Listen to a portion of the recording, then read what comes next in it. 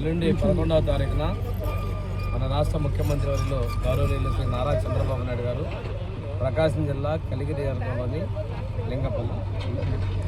లింగనపల్లి గ్రామంలో ఉన్నటువంటి ఎంఎస్ఎంఈ పార్క్ని ఇక్కడ ప్రారంభిస్తూ ఉన్నారు. దీంతోపాటు రాష్ట్రంలోని వివిధ 50 వరకు ఉన్నటువంటి ఎంఎస్ఎంఈ పార్క్ను వర్చువల్గా ప్రారంభిస్తున్నారు. అంటే వారికి ప్రకాశం జిల్లా అంటే ఎనలేని మక్కువ ఉందంటే ఇది ఒక నిదర్శనం. ఇక్కడ ఈ ప్రారంభిస్తున్నారు.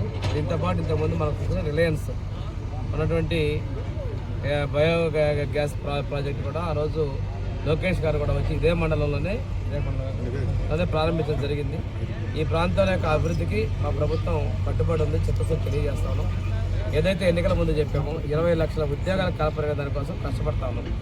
ఈరోజు విశాఖపట్నం జరిగే సిఐఏ సదస్సు కావచ్చు, దాంతోపాటు ఇప్పటికే 10 లక్షల ఉద్యోగాలకి అవకాశాలు కల్పించడం జరిగింది. ఇప్పుడు రేపు జరిగేటువంటి సదస్సులో 7.5 లక్షల ఉద్యోగాలు కల్పించే కోసం రేపు సిఐఏ సబ్మిట్ చేస్తున్నాం. ఈ రాష్ట్రంలో పెట్టుబడులు ప్రోత్సాహకానికి, పెట్టుబడులు ఆకర్షించడానికి గౌరవ ముఖ్యమంత్రి గారు స్వయాన విదేశాలకు వెళ్ళటం పారిశ్రామికవేత్తలను ఆకర్షిస్తూ ఉన్నారు. మా లోకేష్ బాబు గారు ఐటీ విద్యాశాఖ మంత్రి గారు కూడా విదేశాల్లో వెళ్ళి పరిశ్రమల్ని మన రాష్ట్రానికి రప్పించేందుకు వారి ఎనలేని కృషి చేస్తున్నారు. వారి ఇద్దరే కాకుండా మన ఉన్నటువంటి మంత్రులందరూ, ఉప ముఖ్యమంత్రి అందరూ కూడా ఈ రాష్ట్ర అభివృద్ధిలో కీలకంగా వ్యవహరిస్తూ ఉన్నారు. ఈరోజు విశాఖపట్నంలో డేటా సెంటర్ తీసుకురావడం కావచ్చు, అదేవిధంగా ఇది అమరావతిలో పాంటా సెంటర్ తీసుకురావచ్చు.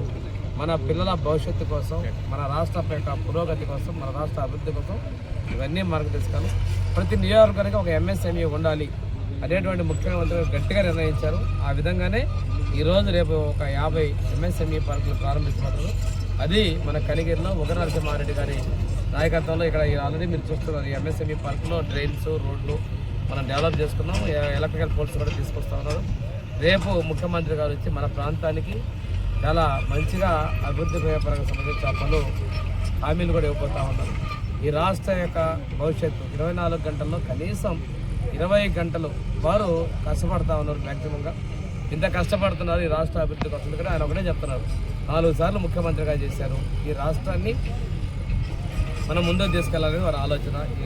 ఎన్నికల మేనిఫెస్టో చెప్పిన విధంగా ఈరోజు ఎన్టీఆర్ భరోసా పెన్షన్లు కావచ్చు, దీపం 2 పథకం 3 గ్యాస్ సిలిండర్లు కావచ్చు, తల్లికి వందనం ఎంతమంది పిల్లలు అంతమందికి ఇవ్వడం కావచ్చు, అదేవిధంగా మహిళలకి స్త్రీ శక్తి పథకం ఉచిత బస్సు కావచ్చు, ఇవన్నీ అన్న క్యాంటీన్లు కావచ్చు, అదేవిధంగా డిఎస్సి ద్వారా ఉద్యోగాల భర్తీ కావచ్చు. ఆ డిఎస్సి ద్వారా ప్రభుత్వ ఉద్యోగాలు ఇచ్చారు. ఈ పరిశ్రమల ద్వారా మన పిల్లలకి ఉపాధి కల్పించే లక్ష్యంగా మనం ముందుకెళ్తాము. దీంతోపాటు మనకి స్కిల్ డెవలప్మెంట్ ద్వారా కూడా విదేశాలు జర్మన్ లాంగ్వేజెస్ మిగిలిన వాటిని ఇస్తున్నారు, ట్రైనింగ్ ఇస్తున్నారు. స్కిల్ ఇంప్రూవ్మెంట్ ద్వారా మ్యాక్సిమం ఎంప్లాయ్మెంట్ అనేది జనరేట్ చేయాలి యూత్ కోసం అనేది ముఖ్యమంత్రి ఆలోచిస్తున్నారు. అంతిమంగా పేదరిక సమాజాన్ని చూడాలి లక్ష్యంతో ఎక్కడికక్కడ పరిశ్రమలు ప్రోత్సహించాలనే లక్ష్యంతో ముఖ్యమంత్రి గారు ఏది ఏమైనప్పటికీ కూడా ముఖ్యమంత్రి గారు సిఐఏ సదస్సు జరిగిపోతుంది విశాఖపట్నం. దానికి ముందుగా ప్రకాశం జిల్లా కనిగిరి ప్రాంతం, వెనకబడ్డ ప్రాంతాల్లో ఈ ప్రాజెక్టు ప్రారంభించారు. అది కూడా ఇక్కడి నుంచే వర్చువల్గా ఒక 50 ఎంఎస్ఎంఈ పార్కులు ప్రారంభించింది. చాలా అభినందించదగ్గ విషయం. మేము ముఖ్యమంత్రి గారికి ప్రకాశం జిల్లా తరఫున, ముఖ్యంగా కనిగిరి ప్రాంత ప్రజల తరఫున, ప్రకాశం జిల్లా ప్రజలందరి తరఫున కూడా నేను ప్రత్యేకంగా ధన్యవాదాలు తెలియజేస్తామండి. ఇది ఈ ప్రాంతంలో మరిన్ని పరిశ్రమలు రావాలి. దీని అవసరమైతే కనిగిరి ప్రాంతంలో ఎక్కువ భూములు ఉన్నాయి. రిలయన్స్ బయో ఎనర్జీ, బయోగ్యాస్ కావచ్చు, అదేవిధంగా సోలార్ ప్రాజెక్టు కావచ్చు, మనకున్నటువంటి ఈ ప్రాంతాల్లో వచ్చే పరిశ్రమలు కావచ్చు, ఇవన్నీ కూడా ట్రిపుల్ ఐటీ ఇవన్నీ కూడా మనం అభివృద్ధి చేస్తాం. చెప్పిన ప్రకారంగా మన ఈ ప్రాంత అభివృద్ధి కట్టుబడి ఉన్నామని చెప్పి తెలియజేసుకుని సెలవు తీసుకోవాలి.